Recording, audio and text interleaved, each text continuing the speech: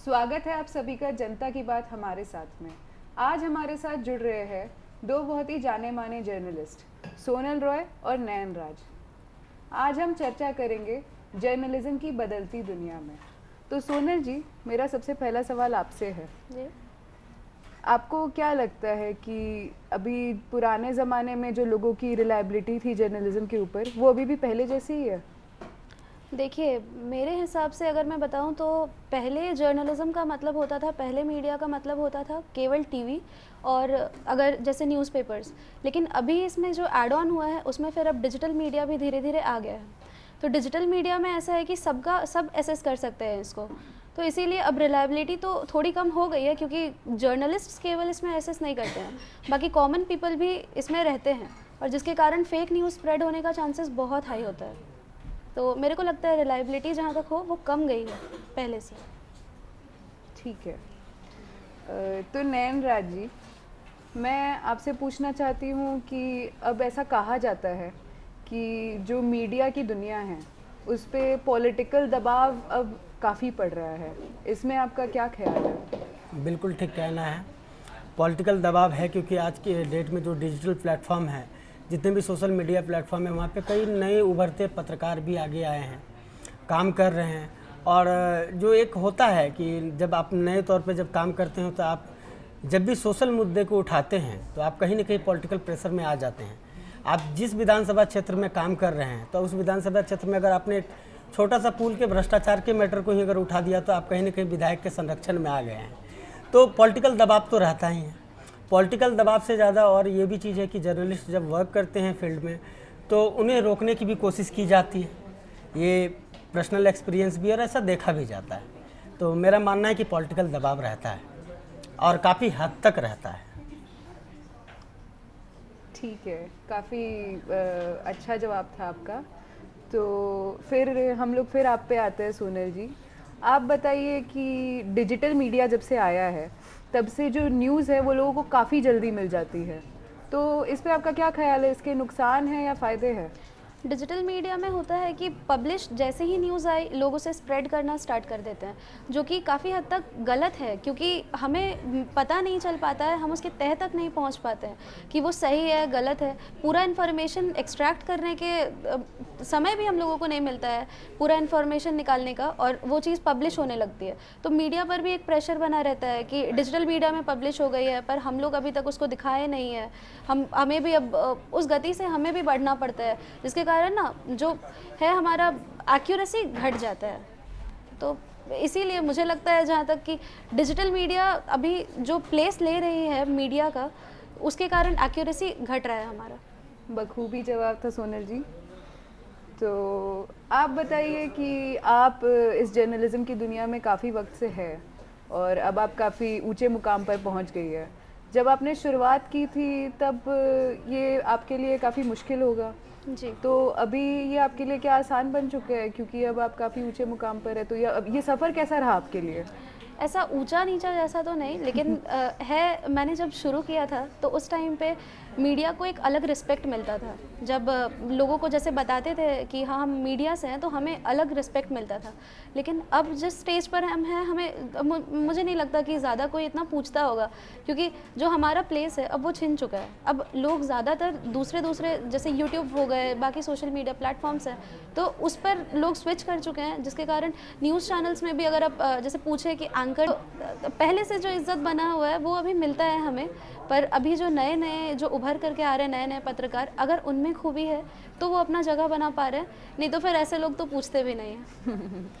ये काफ़ी बढ़िया हम जानकारी मिली इस चीज़ के ऊपर। मैं सेम सवाल आपसे भी पूछना चाहूँगी नयन राज जी, कैसा सफ़र रहा है आपका और अब कैसा लगता है इतने ऊंचे मुकाम? सफ़र बहुत अच्छा रहा है और पत्रकारिता में मैंने एक चीज़ को हमेशा से नोटिस किया है कि जब आप किसी ऐसे मुद्दे को उठाते हैं जो काफ़ी ज़्यादा लोगों से जुड़ी हुई होती है, सब्सक्राइबर्स और फॉलोअर्स तो आपको नहीं मिलेंगे लेकिन आशीर्वाद जरूर मिलता है journalism life. And second thing जो मैं ऐड ऑन करना चाहूँगा सोनल की बातों में, ह्यूमन इंटरेस्ट। लोग भी जो चीज़ दिखना चाह रहे हैं उसको वो चीज़ दिखाया जा रहा है। अभी हमारे पास बेरोज़गारी का मुद्दा है, हमारे पास गरीबी का मुद्दा है, हमारे पास बहुत सारा मुद्दा है जिस पर हम बात कर सकते हैं, लेकिन हम दिखा रहे हैं क्या? सीमा सचिन का करवा चौथ कैसा मन रहा है, फर्स्ट पॉइंट।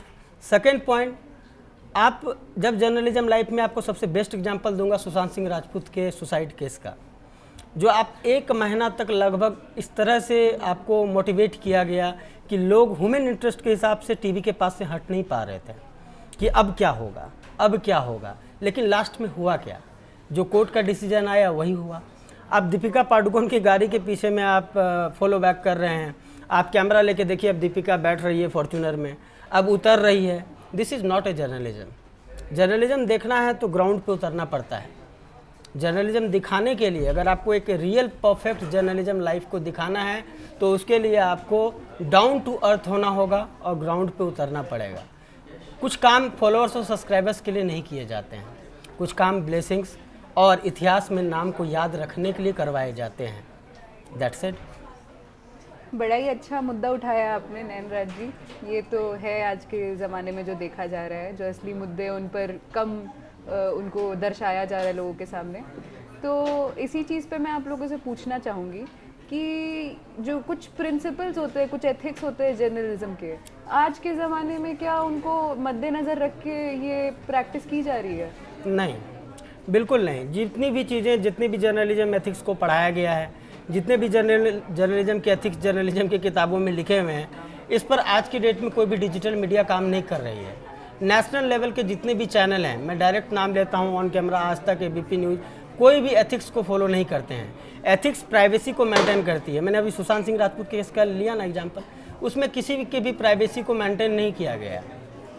जो था, कोर्ट के डिसीजंस अलग थे, कोर्ट के प्रोसीजर्स अलग थे। जर्नलिज्म के एथिक्स में हम लोगों को सिखाया ये जाता है कि जब तक कोर्ट में आपका केस चल रहा है तब तक आप किसी को आरोपी साबित नहीं कर सकते हैं। लेकिन फर्स्ट टाइम जो मैंने अपने होश संभाला बचपन से लेकर अब तक, फर्स्ट टाइम मैंने न्यूज़ में ऐसा देखा कि आपने आरोपी को पहले डिसाइड कर दिया, जो कोर्ट उसको आरोपी बाद में नहीं डिसाइड करता है, लेकिन आपने डिजिटल मीडिया प्लेटफॉर्म पे उसको आरोपी साबित कर दिया। दैट्स, इसका मतलब सिंपल है कि आप जो नेशनल लेवल के चैनल पे बात कर रहे हैं, तो नेशनल लेवल का चैनल अगर एथिक्स को फॉलो नहीं कर रहा है तो हम लोग सिर्फ पढ़ रहे हैं। अगर मैं ये बात ऑन कैमरा बोल रहा हूँ तो एकदम बिल्कुल सही बात है कि अब आप यहाँ से निकलेंगे, फिर जर्नलिज्म के लाइफ में आएंगे, तो ये बिल्कुल है, आप एथिक्स को फॉलो करेंगे तो जर्नलिज्म नहीं चल पाएगा, ऐसा मेरा मानना है। This is according to my point of view. इनके बातों पे मैं थोड़ा ऐड ऑन करना चाहूँगी। जैसा इन्होंने बोला कि प्राइवेसी लोगों की हम पर हो जाती है, तो बात सही है। जैसे रेहा चक्रवर्ती थी, तो उनका जैसे कि उनको इतना ट्रोल किया गया, सोशल मीडिया में भी उनको इतने ट्रोलिंग्स झेलने पड़े, जिसके कारण उनका जैसे घर से निकलना भी दुश्वार हो गया था। लेकिन कोर्ट का फैसला कुछ और था। उनको तो जैसे क्रिमिनल जैसे उनको साबित किया गया, तो वो तो वैसी थी नहीं। अब कोर्ट जो भी मान रहा है, लेकिन उससे पहले उसका फैसला डिजिटल मीडिया हम लोगों को दे देता है। तो इसीलिए हमारा जो हाथ है, जो हमारा जो न्यूज़पेपर्स हो गए, हमारे मैगजीन्स रहे, चाहे कोई न्यूज़ चैनल रहा, उससे पहले जो विक्टिम है या मतलब जो आरोपी है उसको सज़ा देने का काम डिजिटल मीडिया पहले कर देता है, बाद में वो कोर्ट के हाथों पे आता है। अब अगर वो बच भी गया, ठीक है, अगर कोर्ट उसे बता देती है कि वो गुनहगार नहीं है, लेकिन जो उसकी बदनामी हुई, क्या पता बहुत लोग ऐसे भी होते हैं जो इस बदनामी को कोर्ट के फैसला आने से पहले ही वो लोग सुसाइड कर लेते हैं। बहुत लोग नहीं झेल पाते हैं, तो जिसके कारण मुझे लगता है कि एथिक्स तो हम पर हो रहे हैं और अभी फॉलो नहीं किया जाता है एथिक्स। बहुत ही अच्छा जवाब दिया आपने सोनल जी। ये तो बिल्कुल है कि इसमें जो लोग मासूम हैं, जिनका कोई कसूर नहीं है, ये उनके मेंटल हेल्थ के लिए उनके ऊपर ये बहुत हावी पड़ जाता है और बहुत लोग इसे झेल नहीं पाते हैं। तो इस चीज़ का ध्यान तो रखना चाहिए, और लोग भी मिसलेड होते हैं कहीं ना कहीं। तो ये तो बहुत अच्छी बात कही है आपने, और सबको ये समझना चाहिए कि वो लोग भी देखें कि कौन सी मीडिया जो है वो एथिकल है और वो एक्यूरेसी के साथ सब इन्फॉर्मेशन दे रही है, ना कि लोगों को भड़का रही है। तो आखिर में मैं आपसे ये पूछना चाहूँगी कि अब बहुत लोग जो है वो हर किस्म की मीडिया के ऊपर ही रिलाई करते हैं इन्फॉर्मेशन के लिए, और पहले जो थी मीडिया काफ़ी, जर्नलिज्म जो था वो काफ़ी सरल हुआ करता था। प्राइवेटाइजेशन के बाद ये काफ़ी अलग सा हो गया है, अब थोड़ा फैंसी भी हो गया है। तो क्या ख्याल है, कैसे ये लोगों के लिए अच्छा हो सकता है, मतलब कि कैसे इसे सुधारा जा सकता है ताकि लोग जो है वो एकदम ही एक्यूरेट इन्फॉर्मेशन जो उनके लिए अच्छा हो वो प्राप्त कर सके? मीडिया की एक्यूरेसी जैसी है तो वो तो खो गई है, लेकिन मैं ये कहना चाहूँगी कि अगर सच में ऐसा है कुछ, तो उनको सोशल मीडिया पे कम रिलाई करना चाहिए, उनको न्यूज़पेपर्स पे मैं कह सकती हूँ ज़्यादा रिलाई करना चाहिए, क्योंकि वो एक पुख्ता इन्फॉर्मेशन देते हैं और वो पूरा उनको एक, जैसे घटना आज की है तो आज अगर दोपहर को हुई है तो अगली सुबह उस घटना को प्रकाशित किया जाएगा, तो उनको समय मिल जाता है कि वो उसको थोड़ा एक्यूरेसी लेवल उसका चेक कर ले कि क्या सही है क्या गलत है, उसके बाद वो उसको पब्लिश करे। तो न्यूज़पेपर्स पे रिलाई कर सकते हैं, जो कि लोग आजकल बहुत कम पढ़ते हैं, लेकिन अगर वो आदत बना ले कि वो यूट्यूब देखने से अच्छा वो जैसे इंस्टाग्राम हुआ, फेसबुक हुआ, इन सब के न्यूज़ को पढ़ने से अच्छा अगर वो न्यूज़पेपर पढ़ना स्टार्ट करे ना, ई न्यूज़पेपर्स जो हैं उनको भी मैं कहूँगी कि वो भी फटाक से कोई किसी भी चीज़ को पब्लिश कर देते हैं, जो कि सही नहीं है, नहीं चेक हो पाती एक्यूरेसी, तो जिसके कारण लोग मिसलीड हो जाते हैं। न्यूज़पेपर्स पढ़ें, कुछ नहीं तो बहुत बार ऐसा होता है कि हम लोग ब्रॉडकास्टिंग जर्नलिज्म की बात देख ले, अगर बहुत बार ऐसा होता है कि एंकर्स कुछ और कह देते हैं, मुद्दा कुछ और होता है, बाद में एंकर्स आकर के सॉरी कहते हैं, तो इसीलिए न्यूज़पेपर मेरे हिसाब से रिलायबल है, अभी फ़िलहाल तो लोगों के लिए है।